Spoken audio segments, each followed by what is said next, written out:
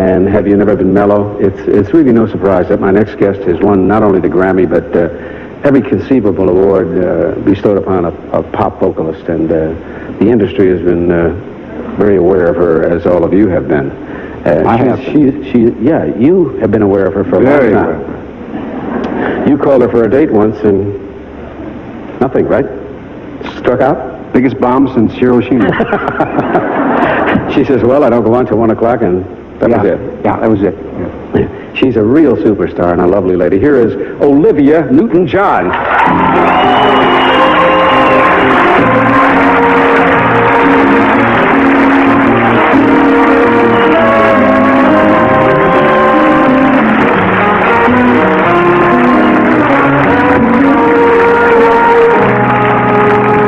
That's true what we said. He called you once, where, in Atlanta? Yes, he did. And what did he say? I'm curious to know what his approach was like. Oh, this is embarrassing. How do you think I feel? I didn't actually ask her for a date. No, he didn't. Because that way I wouldn't get turned down. Well, you son of a... I was kind of smooth about that. What was your approach? I said, you fool around. And that's smooth? No, I didn't. I just said I'm a big fan, and I am a big fan. And I said some nice things. I thought they were nice, and she hung up. No, she didn't hang up. She's very involved with some young man who I've tried to have torpedoed. And she asked me to come to a show, but it was like at 1 o'clock in the morning or something. Yeah, I had a late show and you couldn't make it. So after about 3 phone calls of missing one another, he sent me flowers, which cracked me up. The card said, we must stop meeting like this. The card said that, and you hadn't seen each other yet. Was that actually the first time you saw her last evening when we saw her perform? That's the first time, yes. Oh. We actually made bodily contact. I mean, we've talked on the phone and everything. And we get our pants done at the same place. Only yours are tighter. You have a special coming up on ABC? Yes, in 2 days' time. Oh, it's marvelous. What is it called? Olivia, I think. Olivia? Gee, that's a very unique title. Yes. Who thought of that? One of those smart executives sitting there said, let's call it Olivia. And everybody said, gee, that's a marvelous idea. Are you thrilled about your new movie? Yes, very. It's your first, isn't it? It's my first serious attempt. I made a really bad movie in England about 7 years ago. One of those kinds that you don't want to talk about. They'll bring it back, I promise. They do. Trying. Oh, they do. They bring them back, yeah. I got them. They come back. It's a comedy now. It was supposed to be serious at the time. I know what you mean. Was it tough for you adjusting to that kind of schedule? I mean, they work you very strenuously doing pictures. I mean, the time you get up making movies, the time I'm going to bed working in Las Vegas. What time did they get you up for Greece? I left home about 5:30, I think. That's about right. Mm-hmm. Do women have to get up earlier than because of the hair and the makeup? It takes a little bit longer for ladies. Yeah. Not whole. I have to get up at 5:30 because it takes me the same amount of time. But, same amount of time as it takes Olivia. Yeah. No, I loved it.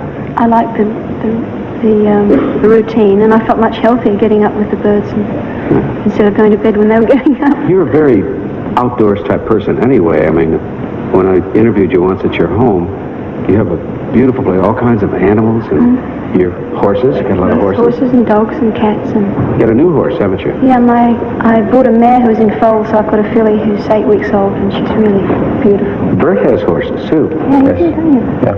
You've got quarter horses? Quarter horses and Appaloosas and Arabs. Oh, lovely. I'm lucky. How many have you got? About 40. Yeah, but we just had all our foals are dropping now. So what is that? I don't know. Is that horse language? All our foals are dropping? Yeah. That sounds gross. What does it mean? I think I know, but if you say foals are dropping, that's gross. But all our foals are dropping. That's all right. That's not gross. No, that's not. No, that's okay. Is that acceptable horse language? Sure. I mean, this is the time of year and it's the time when no matter how depressed you are, when you go out and see those baby horses running around, it makes you feel good. Oh, they're gorgeous. They really are. You did a song last night that you composed. Yes. Very touching and very lovely. Thank you. What inspired that? Was there something in your life that, well, you haven't been married, so couldn't be in your life. I've observed a lot. And a lot of my friends went through divorce about 4 or 5 years ago. Like 3 of my best friends all were getting divorced at the same time, and all of them had children. Oh, my. And that really touched me. So actually it was the first song I'd ever written. I'd just been taught how to play open tuning on guitar, which is when you tune the guitar to a chord and you just strum it. Mm-hmm. And I sat down with the guitar and I wrote the song in about 10 minutes, and that's how it happened. Have you recorded it? I did, yes. Oh, that's it. Would you like to hear her sing the song we're talking about?